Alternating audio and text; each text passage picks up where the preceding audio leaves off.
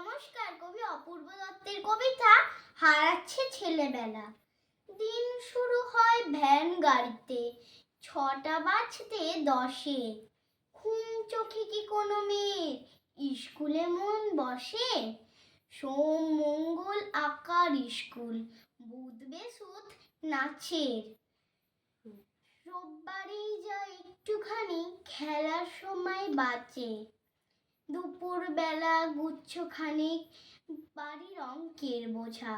ধ্যাত্তের ছাই, তাও যদি বা একটা হতো সোজা। একটু যদি ইচ্ছে হলো নাগরদোলা চড়ার, মা বলবে তাতেও নাকি ক্ষতি হচ্ছে পড়ার। আমার মতো কত মেয়ে ভুলছে পুতুল খেলা, এমনি ভাবেই হারাচ্ছে রোজ সবার ছেলেবেলা। নমস্কার।